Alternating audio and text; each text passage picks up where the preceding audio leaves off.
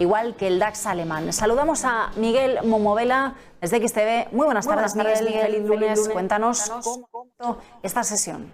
Bueno, pues efectivamente estamos viendo un cierre optimista de sesión europea.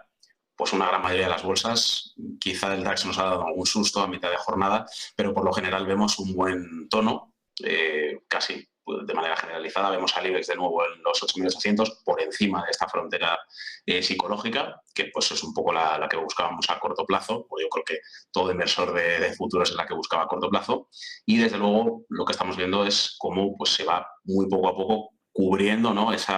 Parece que esa cuota semanal que ya estamos esperando de réditos positivos, es decir, no estamos viendo recortes a la baja y si los vemos, pues evidentemente se suceden en el intradía y son de forma relativamente rápida, revertidos al alza, con lo cual, pues bueno, este buen tino desde luego nos da buenas vibras, nos da buenas sensaciones con respecto a lo que vemos en renta variable, sobre todo en el IBEX hoy, que hemos visto también pues un relativo balance entre los títulos en positivo y pues prácticamente la mitad en negativo. Aún así ha sido una jornada, como decimos, bastante positiva, bastante optimista. En el punto de mira hoy algunos títulos en Europa, como es el caso de Unilever y Credit Suisse. Unilever con mayores caídas tras el no de GlaxoSmithKline a venderle parte de sus productos. Vamos a ver si Unilever sube la oferta. Y por otro lado, Credit Suisse, ¿no? Esa salida de Horta Osorio de la compañía, también la compañía, bueno, pues en el centro de las dudas, intentando reconstruir la confianza. Opinión sobre estos dos títulos europeos, Miguel. Bueno, hablando de Credit Suisse, en primer lugar, pues bueno, ya sabemos el escenario que nos deja la banca, no hoy ni ayer, evidentemente.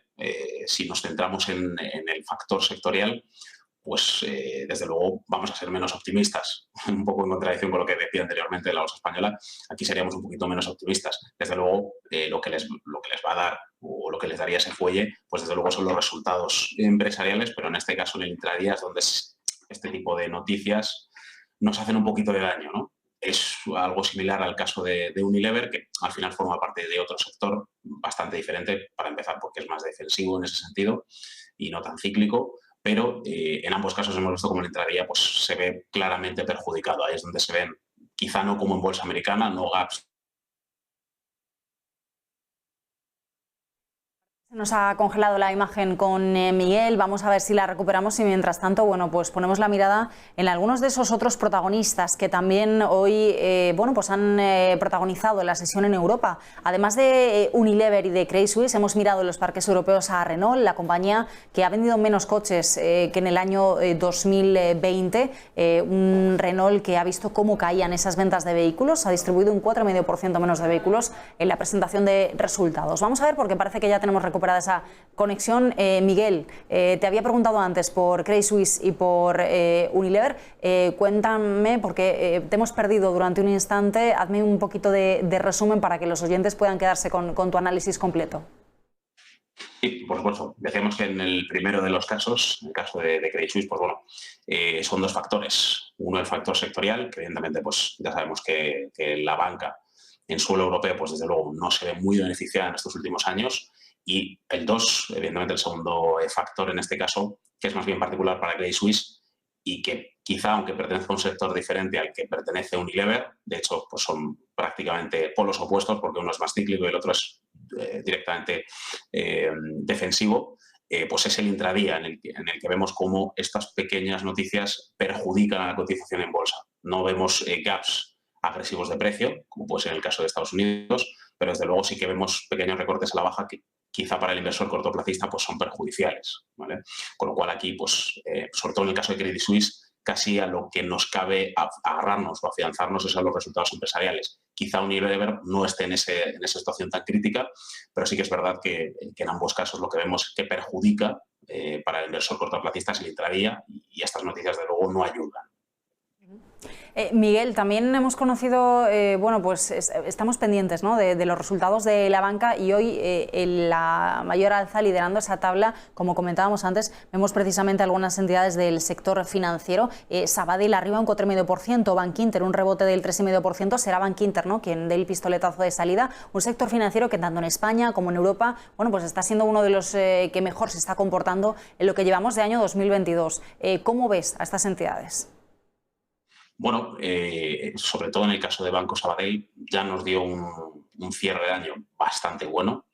Desde luego, pues el inversor tuvo en cuenta o supo valorar el hecho de que, pese a formar parte del sector bancario y tener esa perspectiva pues no demasiado positiva en general, a nivel sectorial, el Banco Sabadell sí que arrojó, pues no cabe duda, un rédito muy importante a las carteras de renta variable en 2021. 2022 parece haber arrancado en una dirección bastante similar, evidentemente a la espera de esos resultados empresariales, y Bankinter quizá con un poquito menos de revalorización en el agregado anual, que por otra parte no es mucho, son apenas 15, 17 días de bolsa, también parece tomar un cariz similar, con lo cual, de entrada, lo que nos cabe esperar para los resultados es bueno, que dentro de lo posible las cifras que finalmente se acaben publicando no estén excesivamente lejos de lo que estimen las compañías, que por otra parte ya son estimaciones pues no demasiado optimistas, ¿no? Pues en línea con la realidad. Miguel, y precisamente por seguir con ese sector bancario, mañana continuamos esa temporada de resultados en Estados Unidos. Esta semana vamos, por ejemplo, a mirar las cuentas de Goldman Sachs, de Bank of New York Mellon. Después de lo que sucedía con JP Morgan o con Citigroup al cierre de la semana pasada, para la jornada de mañana, ¿no? Y para ese inicio de la semana bursátil en Estados Unidos, ¿qué podemos esperar? Bueno, si nos centrásemos o tomásemos como referencia, mejor dicho, los resultados que ya hemos ido observando en las entidades anteriores, quizá con una pequeña excepción, ¿no? La previsión de ingreso bruto en la primera de ellas, que no se llegó a alcanzar. Aún así, la lectura fue positiva en prácticamente todas las compañías. En términos generales, eso sí, sin desgranar demasiado los resultados, en términos generales, la verdad que esa entrada, ¿no? ese pistoletazo de salida con las entidades bancarias fue bastante bueno, o mejor de lo que cabía esperar. Y si nos agarramos a ese factor, en principio, lo que nos cabe esperar para los siguientes resultados, al menos los de banca o los de entidades financieras, también deberían ir como mínimo en línea con las estimaciones, pues sobre todo de beneficios por acción, líneas de ingreso bruto, EBITDA, EBIT, etcétera. Pues Miguel, muchísimas gracias por acompañarnos. Vamos a ver mañana qué más nos da de sí la semana, sobre todo con esa incorporación de Wall Street a Sena. Muy buenas tardes. Igualmente, un abrazo.